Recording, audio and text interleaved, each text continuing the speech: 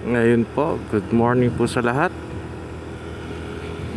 Nandito na naman po yung tagapaglingkod, misteryoso, para sa bagong na namang blessing. May share ko po sa inyo.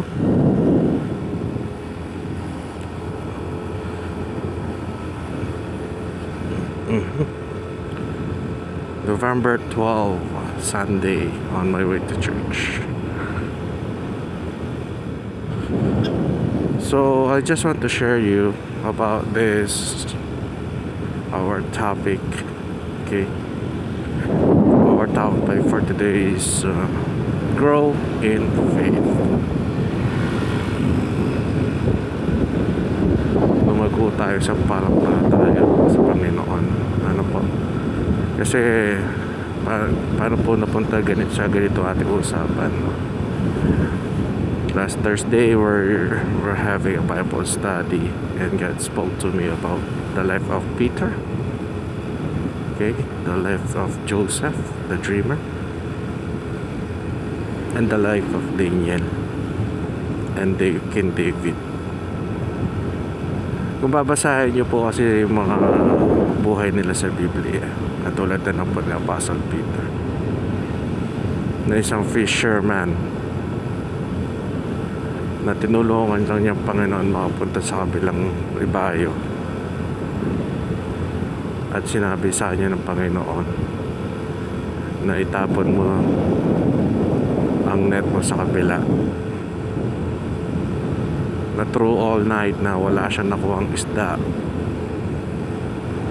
Okay, at uutusan siya ng Panginoon na itapon yung net sa kabilang ibayo, sa kabilang side na kanyang barko. Imagine niyo na lang kung gaano kapangyarihan ng Panginoon. Nabibigyan siya ng isda na sobrang dami, na tumawag pa siya ng isang barko para tulungan siya. That's faith. That's faith, yung sumunod siya sa Panginoon, na itapon niya sa kabila side yung net niya para makapamangingit siya ng isda. Isa pa, katulad na lang ni sinasabi ko nga po, si Daniel. He grew in faith by praying to the Lord 3 times a day. Nakabukas ang bintana. What God did to his life is to the lions, then hindi siya kinain ng mga leon. What King David had is also great faith. He grew in faith. Yung tinalo niya si Goliath.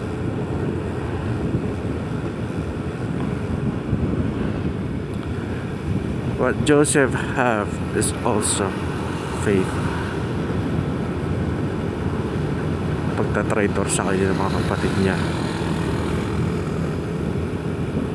pagsisinungaling sa kanya, at the same time God make him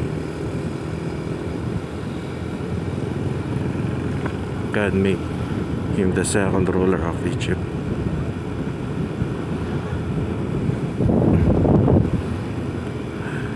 What I'm telling you guys is sometimes na napakahirap sa atin, no? Mga tao, ang hirap paniwalaan minsan that there is God that will help us, that there is God is guiding us. Hanggat walang great things na nangyayari sa atin na gumawa ang Panginoon, hindi tayo maniniwala, hindi tayo na magsasandal sa Kanya. Pero believe me, when I start trusting God, when I start having faith to the Lord, everything has changed. Great things have happened to my life. Hindi po ako ngayon na magsasalita dito sa harapan o dito sa video na to tungkol sa Panginoon kung hindi ko po naranasan kung gaano po siya kabait, kung gaano po siya makapangyarihan sa lahat. Kung gaano niya po binago aking buhay.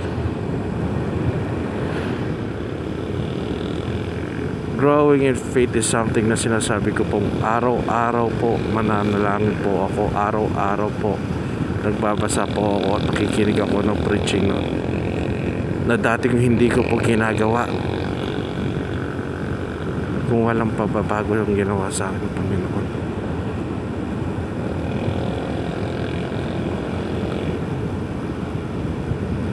Etong lang pong ma-advise ko sa'yo, this will be the key, okay?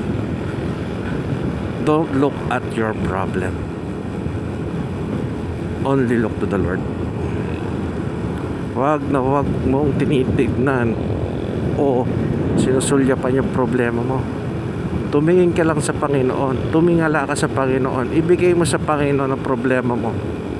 God will defeat your Goliath. Okay? God will shut the mouth of the lion. God will give you net blessing. Overflowing blessing, net breaking blessing, sabi nga nila. God will give you the nation. You will just pray for your healing, God will give you healing. If you will pray for your promotion, God will give you promotion. But if you will grow in faith, na sinasabi ko pong every day, let God work into your life. Trust God. Pray to the Lord. You will see great things will happen into your life. You will see great blessings entering your life. Mga kapatid, hindi po maglalakas ng loob na gumawa ng video na to. Dahil ako po ay isang mahiyain na tao. Ako po ay simpleng empleyado lang. Pero what God did into my life, sabihin ko po sa inyo, yun po ang nagtulak sa akin. Bakit po ako nandito sa inyong harapan? Bakit ako nagpe-preach? Bakit ko po sinashare the words of the Bible? Bakit ko po sinashare yung mga kabaitan ng Panginoon? Because I believe God can raise you from the dead, katulad ng ginawa niya kay Lazarus.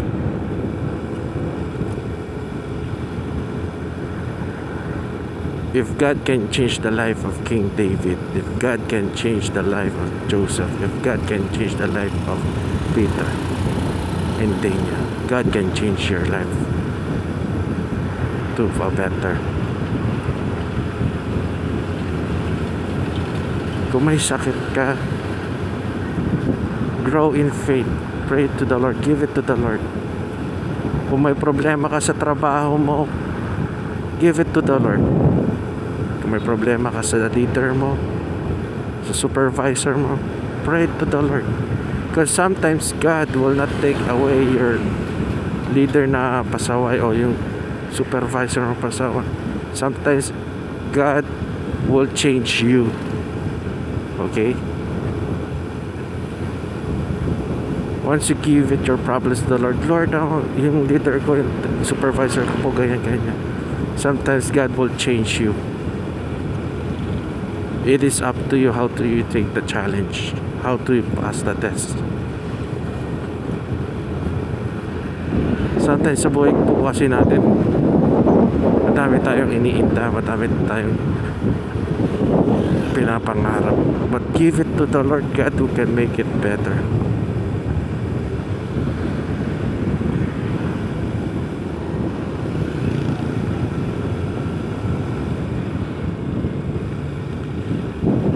Remember this, mga kapatid. If you always give it to the Lord, there will be an exchange of blessing.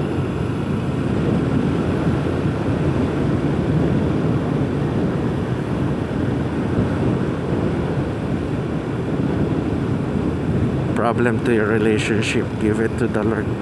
God will answer. Grow in faith. Sabi nga niya sa Bible, faith cometh by hearing, and hearing the word of God.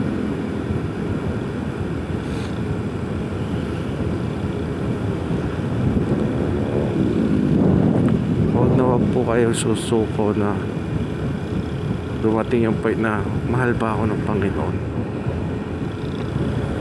May Panginoon bang tumutulong sa akin? Minsan kasi God will give you Goliath into your life. Kasi there are great blessings after you defeat the Goliath.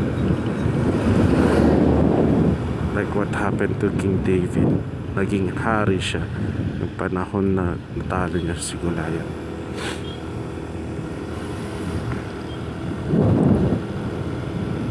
If God can do it in His ways, ma-amaze ka na lang eh. Kung titignan mo yung mga changes sa buhay mo, if you're reading the Bible, okay? Simula nung angin mo yung blessings na receive mo sa Kanya, you will say, talaga sa dulo ng dila, masasabi mo, God is so powerful, God is so merciful, God is so great. Bakit po? Dahil di po ako magpipreach ngayon sa harapan nyo if God didn't do great things in my life po. Isa lang po kasi akong tambay po noon, worldly person, nainom, nanigarilyo. Lahat po ginagawa ko po nung panahon na wala po sa akin ng Panginoon. Lahat po, gabi-gabi yan, ginagawa ko. Gumigimik po ako dyan, nainom po ako dyan dahil wala po ang Panginoon. But God moved something into my life. God showed me how powerful He is. Na dumating yung time, lumuhod ako at umiiyak. Lord, thank you for being so good to me. Lord, thank you, hindi niyo po ako pinabayaan. Lord, marami po salamat. You never give up on me. And I promise you, if you will do the same thing to give your life to the Lord, give your time to the Lord, let God work into your life, I promise you po, iiyak na lang po kayo at mapapalood how powerful God is, how merciful He is. Mga kapatid, read your Bible. Enjoy God's time. And I promise you, you will enjoy great blessings. If you have problems with your family or sa mga anak nyo, give it to the Lord. Huwag nyo titignan yung problema nyo, tignan nyo lang yung Panginoon. And I promise you, 100% God will answer your prayer. Promotion, give it to the Lord. Healing, give it to the Lord. Pray to the Lord. Don't look unto your problem, look unto the Lord. And everything will be alright. Magkakaroon ka ng peace, hope, and God will answer all your prayers. So hanggang dito na lang muna mga kaibigan. Thank you po for your time, for your effort watching these videos. Like, share, and subscribe po. And I pray you will have a great blessing this week. Have a happy weekend po. May God bless you always. This is Boss M, Misterioso. Say goodbye for now.